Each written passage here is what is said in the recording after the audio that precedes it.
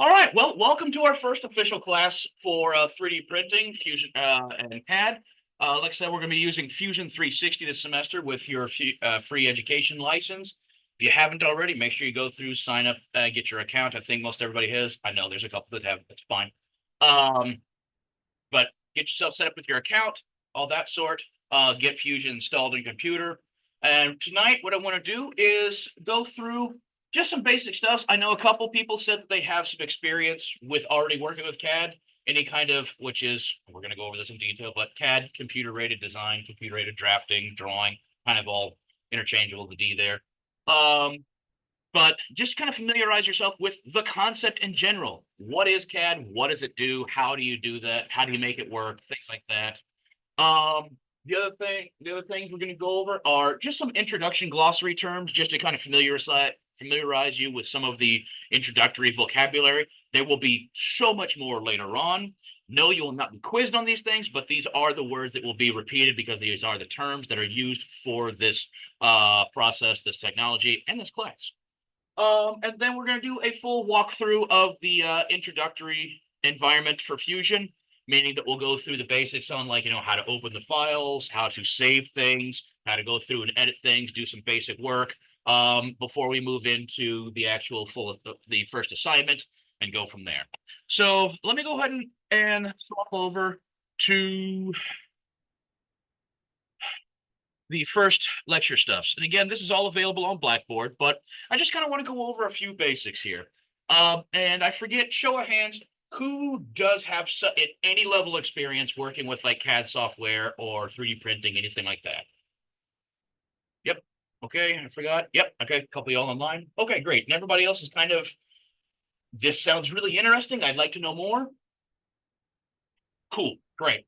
So as I said, this course is really laid out to where if you have some experience, great. We have I have written the assignments to where there's plenty of room to expand on what you already know. And if you know basically nothing about it, it just sounds interesting, great. We set it at baseline and build from there. So everybody gets their needs met. And if we need something more, great. Let's work together and find out how to do more about it. But introductory stuff.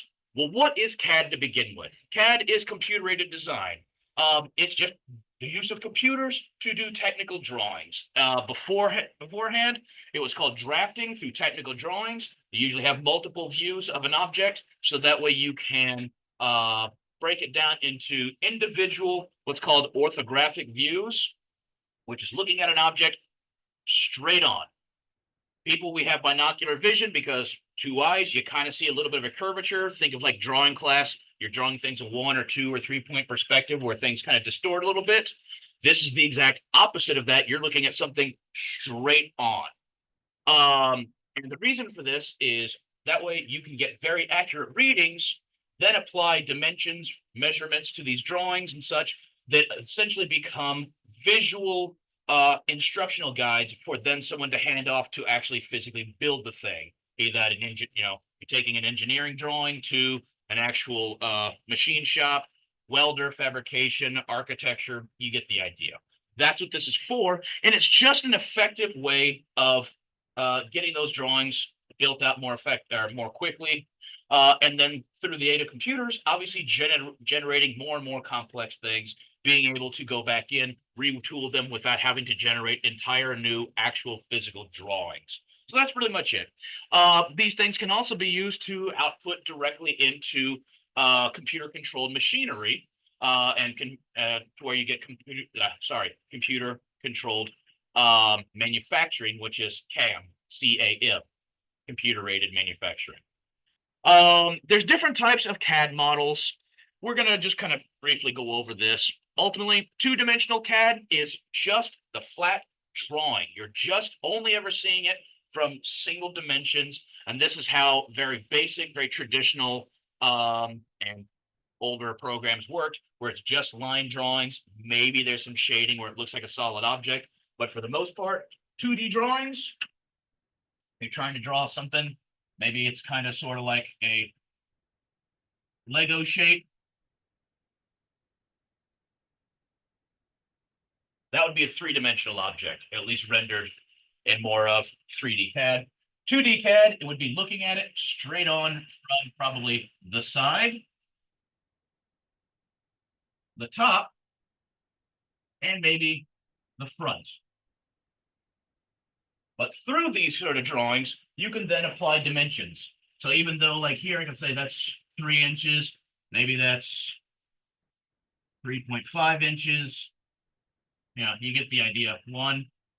Even though that might be very informative, if it's a much more complex thing, breaking it down into single 2D drawings helps immensely with being extremely explicit and precise with what you're trying to build. And like I just said, 3D is more of building it in more of a perspective. Yes.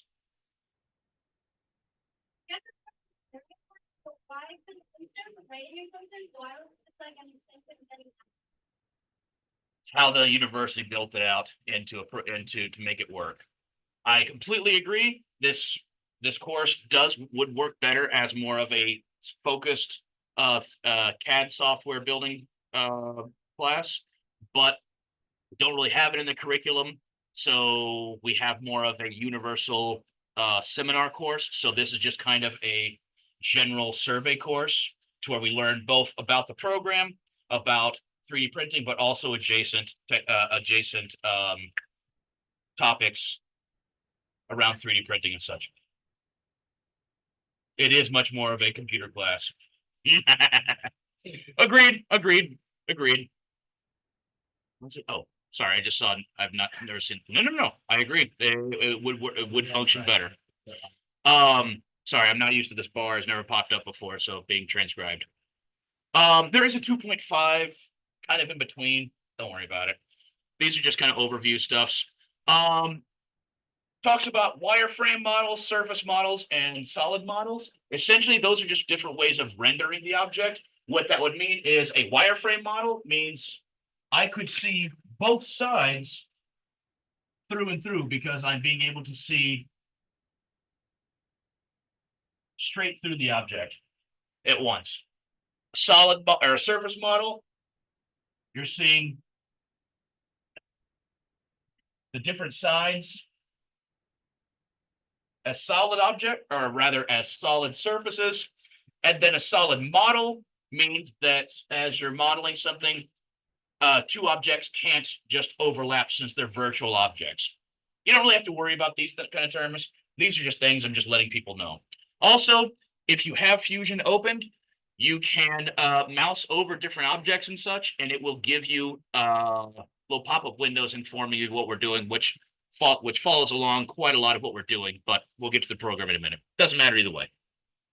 So expanding on this, there's object-based modeling. Some of these objects are created like already, and you can, so that you have a library of pre-made objects like, a sphere, a cube, rectangle, cone, tube, toroid, which is a donut. And then you can manipulate those as you need. That's just the easy way of kind of getting started on things. Fusion has those. Parametric modeling is actually what Fusion is based off of, well, in some degree. Essentially, the concept of parametric modeling, and again, I don't expect you to memorize all of these terms. These are just vocabulary terms we will be repeating. This is how you can go back and forth through history on your object, meaning you're not just locked into, think of like Microsoft Paint and all stuff like that. You're just based where the only way you can go back and forth in oopsie daisies and Control Z or Control Y, you can reinterpret things, meaning drop, oh, I should have added this step here. You can drop it in, and then the program will recalculate everything. But the benefit is that also you can make, say, a basic object and say you're designing a part. I need this absolutely integral LL bracket. Otherwise, space flight is a madman's fancy. But maybe you designed it, and the part the engineers have decided they need something else. It actually needs to be resized. Through the term and the concept of parametric modeling, I can go back in my CAD software, my program here, go back in. Oh, you know what? Actually, I can go back in, edit this. That should have been 4. So now it's a little bit longer. That's it. Hit enter. The program will recalculate everything, and you'll have a completely rebuilt object based, still with all of the other steps in line that you've made, and it will just end up with those variable changes. Cool thing about that is you could model, say, something like a container, a box, a cup, a lidded object, something like that, and you could design that as like a base object, and then you could go back in to your program that can be used as a parametric model. You can go back in, say, I need this one to hold this flat printed board. All right, I can make this one only be like an inch tall. All right, send that out to be 3D printed, to be machined, whatever. I can also use that same model, go back in. Actually, I want to use this to hold marbles. All right, I'm going to change the depth to so-and-so, and maybe add some divots inside so they don't rattle around, kind of like an egg carton. Enter your new numbers, recalculates. Cool. Now I can 3D print this to be specialized for that. So parametric modeling just means that these are ways that you can enter new numbers in, new dimensions, and things will recalculate for you. These are both different methods of solid modeling. We'll get to that, what that really means. But essentially, like I said, you're creating solid objects you can play with in a virtual environment. Surface modeling, which we'll be getting to in the more second half of the semester, is more of what's referred to as sculptural modeling. Not really completely synonymous, but more so. Whereas this is all parametric, you can think of it as dimension-based, measurement-based, number-based modeling. Surface modeling is more about figuring out, I'm building a car, and I want it to have a cool curved surface or so. Surface modeling. So that's more about the actual surface, but it's more of an organic flow. It's a little bit more like sculpting. Fusion has a very effective, Fusion is very effective with surface modeling up to a point. However, there is the other kind of surface modeling that is more like actually sculpting, like Blender and Maya. Actually, Maya is actually owned by Autodesk, and you should be able to access it with your Autodesk account. So you're very welcome to play with that.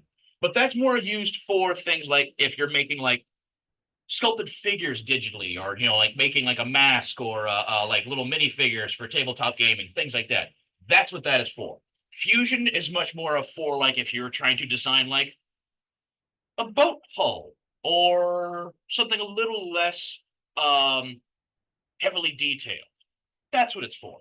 So I'm saying this, I'm describing these things just so you kind of have a frame of reference of what this program is meant to do, and other ones are more specialized for other things. But like I said, you can certainly combine these techniques. Maybe you make the car body you've designed and such, your airplane design, all good, it's all smoothed out and everything, but I need specific holes for like exhaust pipes or the wheels, things like that. So you can combine a solid object into the surface model and join them together, or cut pieces away, things like that. So you can chop out, add to, things like that. You can kind of go back and forth with these programs. So that's why there's all these different options, because they're intended to be at least the option to use them back and forth. So whatever CAD software you're using, specifically Fusion 360 in this case, obviously, they'll allow you to create combination of models. So like I said, you have direct object model manipulation, meaning you got like say you start with a sphere, and you can like use something else like a tube or something, cut straight through, and now you have like a bowling ball. I don't know, stuff to that effect. Or you can start with drawings, and what we're going to be doing tonight is called extruding. You ever played with like the old Play-Doh thing, or if you're in ceramics or anything, you got the tube, you got a little plunger on it, it's got the little silhouette profile of the little plate you stick in the end, or you're making pasta, same deal, always bring it back to food. You squish the Play-Doh through, and even though it's just an outline, it'll make that outline through and through, and kind of like a long hoop thing. That's an extrusion. So that's actually what this first project will be doing. We're taking a flat two-dimensional drawing and pulling it straight up or pushing it straight down in different ways like that. And then, of course, like I said, you have surface modeling, which we'll be getting to later in the semester. However you go about this, it's going to be up to you and what your end goal is. We're going to start the semester working with largely with sketches and going from there. Sketches or drawings. I'm going to explain the details of that later. Second half of the semester, we're getting it more freeform, more organic, more of sculpting, more of the surface modeling. So you get a good taste for both. There you go. So a little bit back and forth here. Like I said before, I kind of got a little ahead of myself. Direct object modeling versus parametric modeling. Direct object modeling is you're beginning with like pre-made virtual objects, like I said, square, triangle, rectangle, cube, toroid, sphere, name your geometric term, doesn't matter. And step by step, you're chopping things away. Like I said, you're making, you start with a sphere or circle. And maybe I want to add a flat base. So I use a line and chop that away. Now my sphere has an actual dimension to it, and I can show it more like that. Now I use another tool and like cut a couple of holes straight through it using cylinders. And now I have kind of a weird looking blob shape with eyes. But that's more of like direct object modeling, meaning you're using something you've already made and manipulating that. The other version is parametric modeling. Like I said before, parametric modeling is much more history-based, meaning that while you can still go back and forth within your history slider, and I'll describe what that means, but basically just the steps you've taken to get to the point you are at, you can change the numbers. So even this could have been like, what if I originally made this sphere just as a ballpark? I don't know. I made it 53 millimeters. Well, I can go back, open that original thing, change that original sphere. You know what? I changed my mind. I wanted that to be 62.5 millimeters. It recalculates. There you go. Not everything will always recalculate. Some things are based on what they've already been made, meaning like maybe I originally made these circles, these cylinders 2 millimeters wide. Well, they're going to stay that way until I go back and change that one too. So you can change just individual things and not everything will change. And that's actually a bonus. You do want that. You don't want everything to just completely resize on it and such. We will get into these details later, but the different types of file types we'll be using, again, I'm saying these now so people just hear these terms. The standard type of file type that these are saved in, so if you saved it on your computer, Fusion does not save necessarily on your computer. It saves through the cloud. It's online.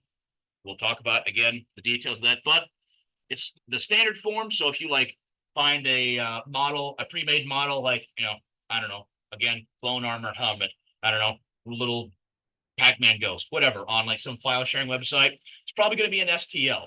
It's called a stereolithogram. And this is the oldest form of file storage. It's been around since the 80s. It's really useful, but it doesn't hold a lot of data. It can, but it doesn't. Other ones that we won't really be messing with, but just know that they're there because you might see them in an option. There's an object file, which basically does the same thing, only it can also save like some of the geometry that's based off of, like that it was originally a circle or something like that. It saves a little bit more of the history. A step file, it's usually more of for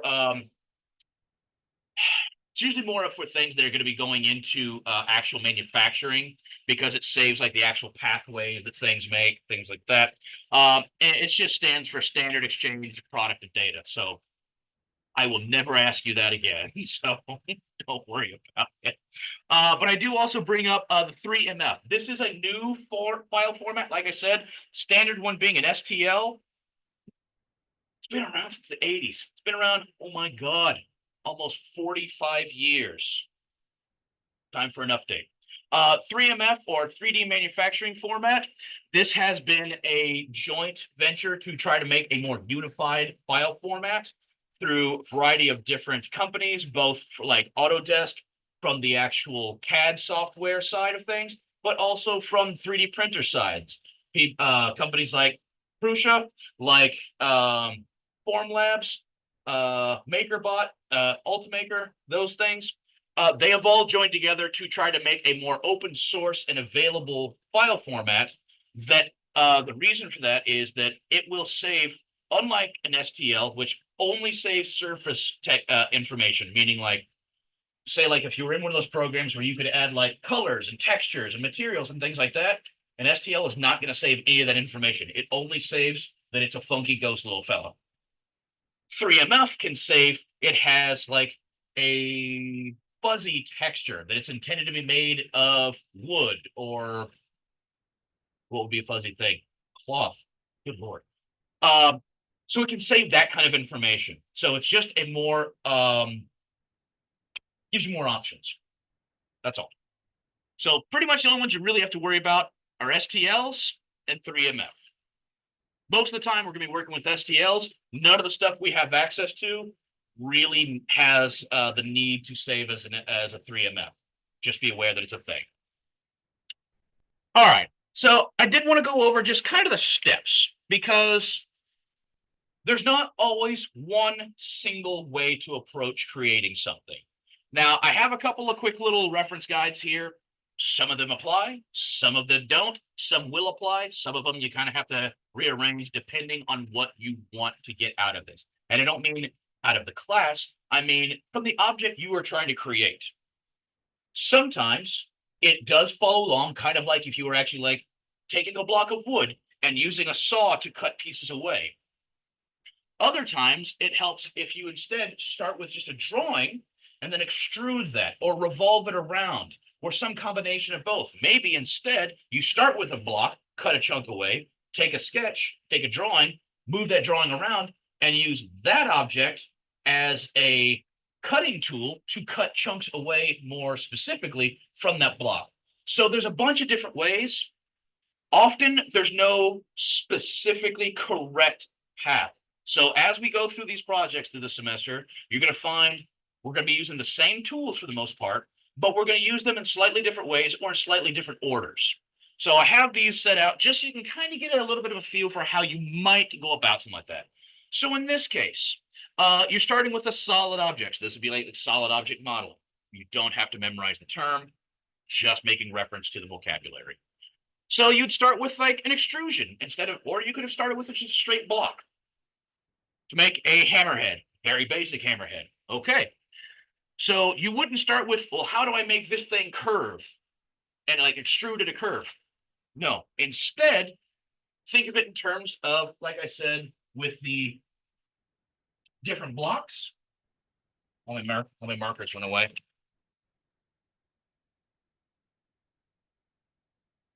I just drew that in a very strange way. Instead, you got a block. Instead of trying to make the whole thing curve like you have here, maybe you start with a block, or maybe you started with a drawing of a block and you extruded that up into a three-dimensional object. Well, if you're going to start there, why not instead make that little V cut out? So that way, when you make that extrusion, when you make that extrude command, it's going to already have that wedge cut out of it. All right, great. Now I want to create a profile. I want it to curve. So what I can do, draw all over my hand, I can draw a line on this surface and use a tool that cuts this away. And now I end up with that object. The whole thing is curved. Ah, my line's all funky. And it has that wedge cut out of it.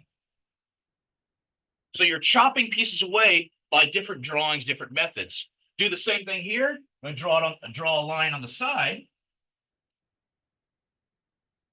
Push that line through. And this could be the same thing, same command, extrude. And I chop away an arch. So inside of that, now that's cut away. Now to make the front, instead of like trying to find things to cut out, instead what I'm going to do is I'm going to draw a circle in the front here and extrude that up a little bit so it becomes a cylinder. Then I can draw right on top of that, draw a bigger circle, and extrude that out a little bit. And now I have more of a hammerhead. Obviously, I didn't draw very well, but you can get the idea of how you can start stacking pieces as well. Some lines you're going to draw and you can push a line straight through.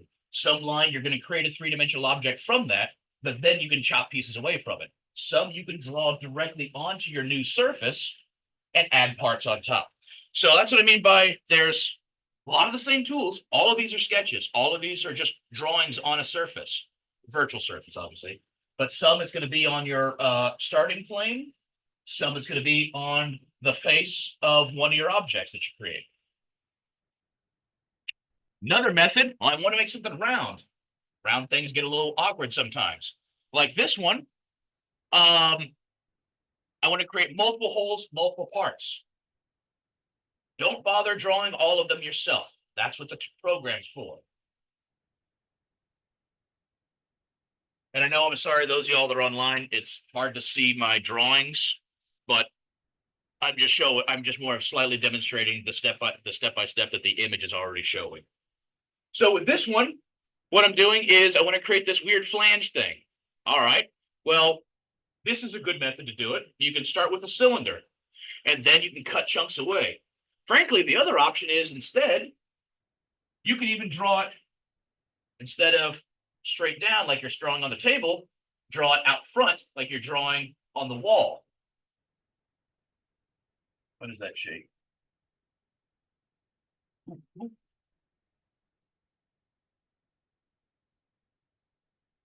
I can draw it that way.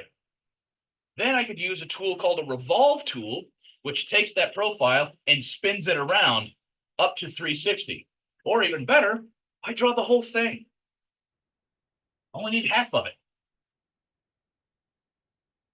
Draw half around this center axis. I spin that around and it creates this shape. This kind of cone, this cone with the knob on top. There you go. Great.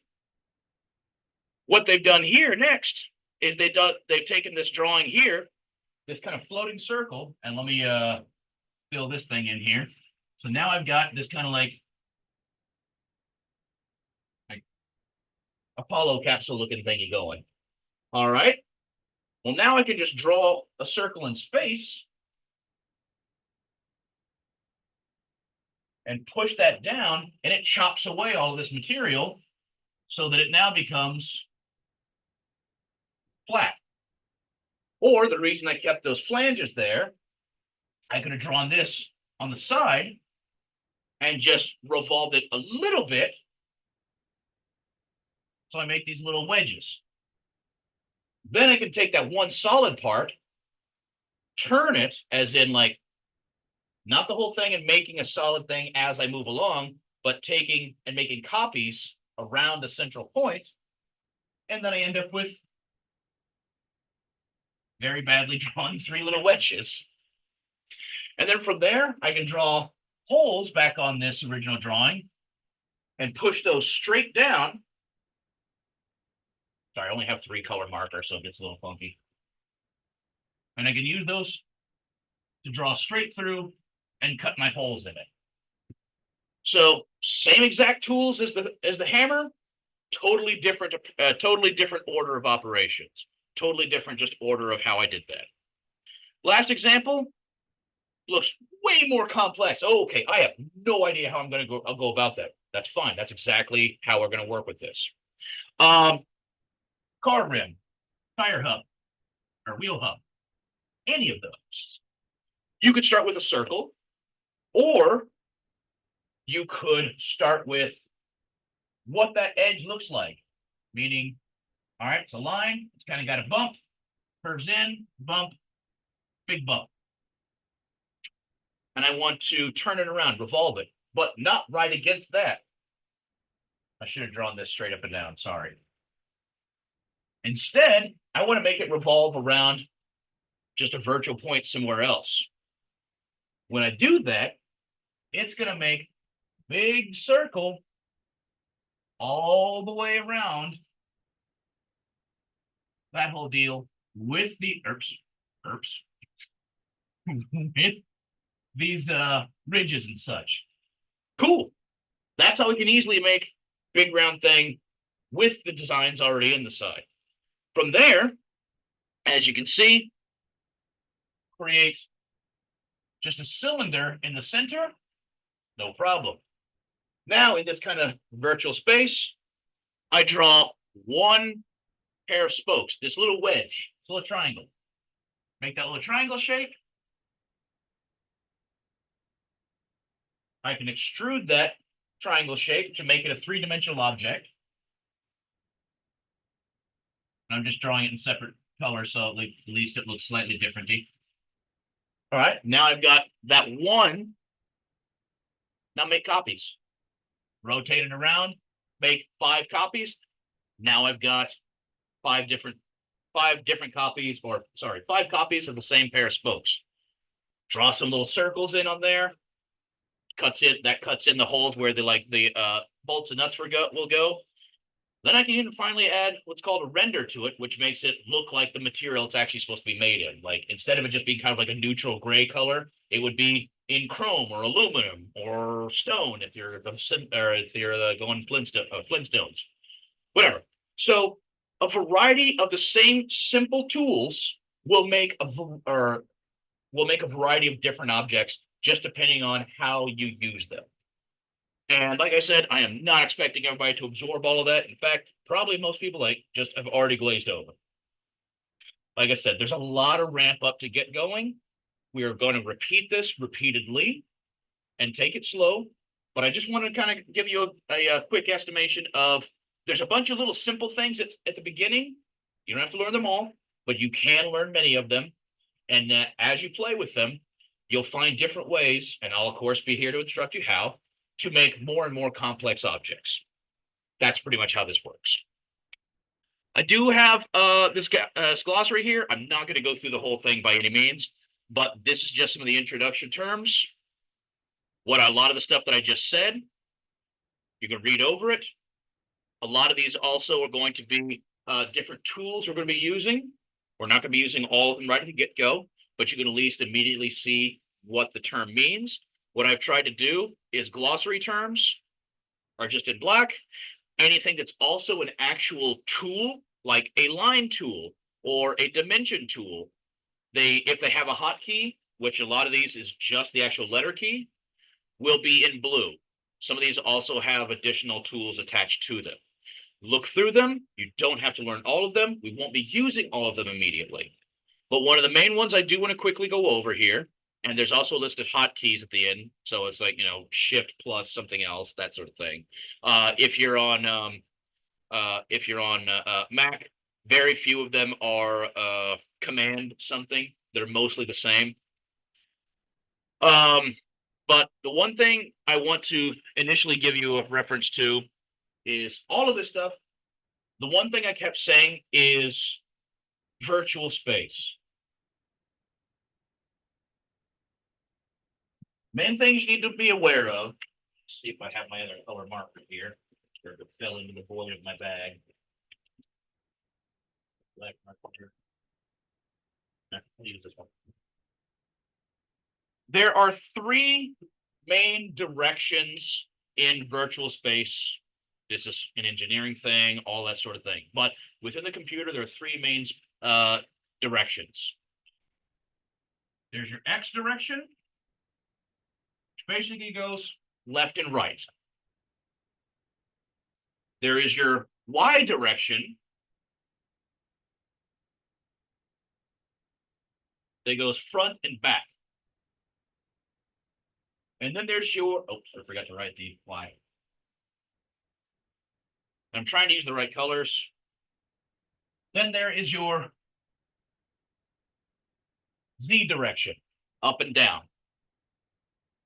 Together, those can make virtual planes. So an XZ plane would be like it's right in front of you, like you're drawing on the wall. The XY plane is like you're working on the table. YZ plane would be like you're working on the left or the right. These are just for getting things started to build a starting virtual environment. From there, You could even draw on top of objects directly. Like I've got a box, I want to draw on the side of the box. I've got a curved surface. You know, sometimes you can draw directly on this curved surface, sometimes that you have to kind of do something else, but we'll get to that. Don't worry about it. Anyway, those are just the basic relative directions. We're going to talk about them in a moment more, but know that that's what I mean by also it is a relative direction. And what a relative direction is whatever it is in relation to you and or the object. So if I make the face of the object on the XY plane, or sorry, the XZ plane, so the other one is going to be the Y. Same thing if it's any other variation. So I know that is a lot to initially absorb. I don't expect everyone to absorb it directly. These are just some of the base terms. We'll be talking about them more. I'm going to pause it here, and then we're going to go over the walkthrough of Fusion 360. Thank you.